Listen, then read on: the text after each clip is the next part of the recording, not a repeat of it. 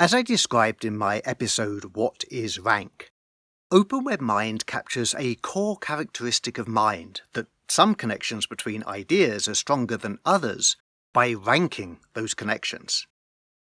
For each node representing an idea, we simply list the edges to other nodes representing connections with other ideas from the strongest to the weakest. If every time you think of summer you think of ice cream, then the list would begin with ice cream, followed by sunshine, followed by music festivals, and so on through the list of ideas connected with summer in your mind. To put it in terms of rank, from the node representing summer, the edge to the node representing ice cream has rank 1, the edge to the node representing sunshine has rank 2, the edge to the node representing music festivals has rank 3, and so on. I ended that last episode on a cliffhanger. How do minds decide these rankings?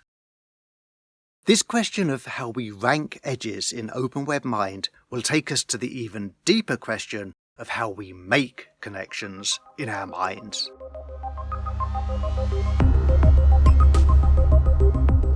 How do minds rank edges? How did your mind come to hold that the connection between summer and ice cream is stronger than the connection between summer and sunshine? Well, there's no one answer to that question. OpenWebMind is a protocol for free thought, and it's a pretty light protocol. It allows your mind to share your connections with me and my mind to share my connections with you, but it doesn't limit how our minds might make those connections. So here are 3 answers to that question. 3 ways in which minds might rank the edges from a node. Let's take a simple example.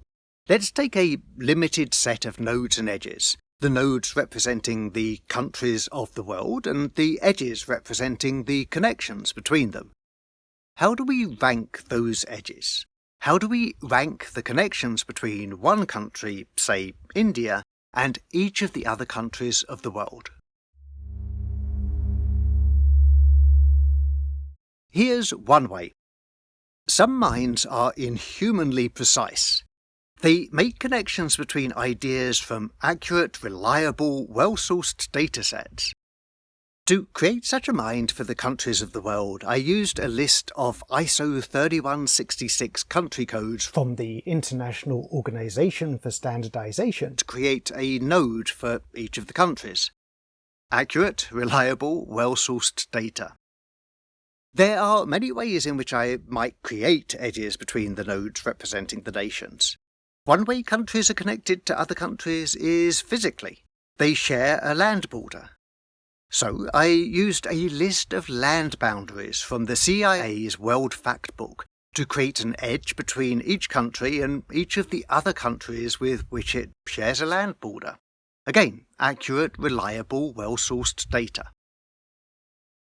India, for example, shares land borders with Bangladesh, Bhutan, Burma, China, Nepal and Pakistan, so I created an edge between the node representing India and the node representing each of those neighbouring countries. Okay, so how did I rank those edges? Well, for a precision mind, there's one obvious way to do it. India's land border with Bangladesh is 4,142 kilometres long, while its land border with Bhutan is only 659 kilometres long. Purely from the point of view of shared land borders, India's connection to Bangladesh is stronger than its connection to Bhutan. So I ranked the edges representing India's land borders from the longest to the shortest. The edge to Bangladesh is ranked 1, the edges to Pakistan, China, Burma and Nepal are ranked 2, 3, 4 and 5, and the edge to Bhutan is ranked 6. Note that these ranks of edges from the node representing India to the node representing these other countries are from India's point of view. From other countries' points of view, things look different. Bhutan, for instance, has only two land borders, the 659-kilometre land border with India and a 477-kilometre border with China. From India's point of view, Bhutan's not all that important, ranking 6th in the list of land borders. But from Bhutan's point of view, the land border with India is its most important, ranking 1st.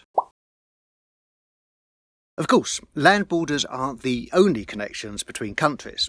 Countries might be connected by proximity along a maritime border too, or by trade, or migration, or history, or culture, or political affinity, or military alliance, or in any number of other ways. I'll create edges for each of those connections too in this precision mind for the countries of the world, from similarly accurate, reliable, well-sourced datasets, and I'll rank those edges too according to similarly exact criteria. Here's another way we might rank edges. Some minds are rather less precise. These minds, like human minds, form free associations between ideas. I'm creating such a mind from Wikipedia. I started by creating a node representing the subject of each of the articles on Wikipedia. There's a Wikipedia article on campanology, the science and art of bells and bell ringing, so I created a node for campanology. There's a Wikipedia article on tulip mania, the bubble in tulip bulb prices during the Dutch Golden Age, so I created a node for tulip mania. There's a Wikipedia article on the match between Coventry City and Bristol City in 1977, which conveniently ended in a 2-2 draw that allowed both teams to avoid relegation to the second division, rather inconveniently for Sunderland, the team that was relegated instead. So I created a node for that too. And of course there's a Wikipedia article on India, so I created a node for India in the Wikipedia mind. There's plenty of precise data in Wikipedia that'll make its way into this mind, but let's focus on free association for now. The Wikipedia article on India mentions a couple of dozen other countries, including, of course, Bangladesh, China, and Pakistan. The article describes the connections between India and these other countries. It explains, for example, that there have been a number of military conflicts between India and China across that land border that they share, and it describes India's common ancestry with Pakistan and Bangladesh through the partition of the British Indian Empire in 1947. Focusing on free association, however, I neglected the abundance of information captured in these descriptions. Instead, I simply created an edge between the node representing India and the node representing each of the other countries mentioned in the Wikipedia article on India, representing an association between those countries. Okay, so how did I rank these edges?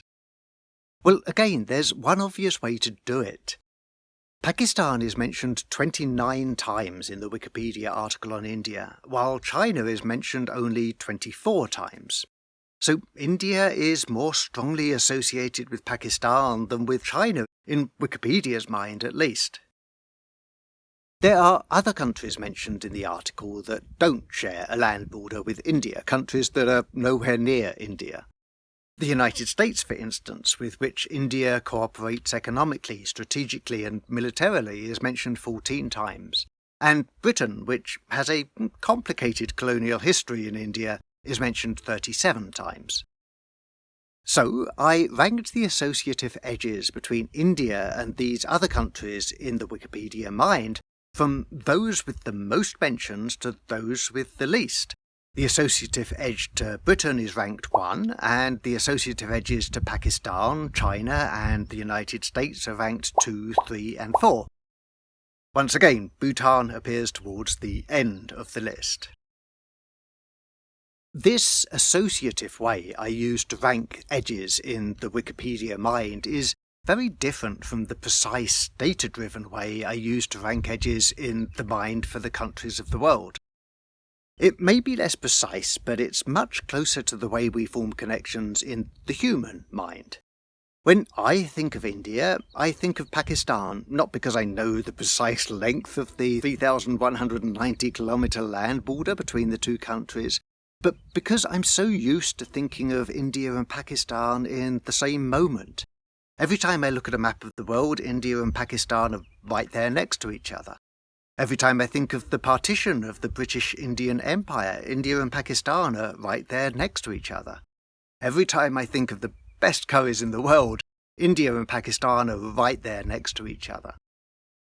There's a place for precision in our minds, but there's a place for free association too. And so to the final way we might rank edges. Initially, this way will have less of an impact, but ultimately, as more and more thinkers are active on Open Web Mind, it will have the most impact. In the human brain, the more often a pathway between neurons is activated, the stronger that pathway becomes, which makes it more likely to be activated in the future. If every time you heard about India in the past you heard about Pakistan in the next moment, then every time you think about India in the future, you're likely to think about Pakistan in the next moment. That's an oversimplification of the complexity of the human brain, but it's a powerful oversimplification. It'll be extraordinarily powerful in Open Web Mind. Initially, when thinkers on Open Web Mind in their explorations of human knowledge arrive at the node for India, they'll be able to flow to related nodes along edges that have been banked in a precise data-driven way by precision minds, or in a freer associative way by free association minds. But the more I think about India on Open Web Mind, the more I flow to the ideas connected with India that are important to me, and the more these connections will be reinforced in my mind. If every time I arrive at the node for India, I flew not to the node for Pakistan, but to the node for Varanasi, remembering the mists over the Ganges, then the edge to the node for Varanasi will end up with a higher rank in my mind than the edge to the node for Pakistan. And the more you think about India on Open Web Mind, the more you flow to the ideas connected with India that are important to you, and the more those connections will be reinforced in your mind. If every time you arrive at the node for India, you flow not to the node for Pakistan, but to the node for cricket, in honour of the countless India test matches you followed, then the edge to the node for cricket will end up with a higher rank in your mind than the edge to the node for Pakistan. Our minds are plastic. They're formed by our thinking. My mind is formed by my thinking, your mind is formed by your thinking. Humanity's mind is formed by humanity's thinking. And that, ultimately, is how we'll rank edges in Open Web Mind.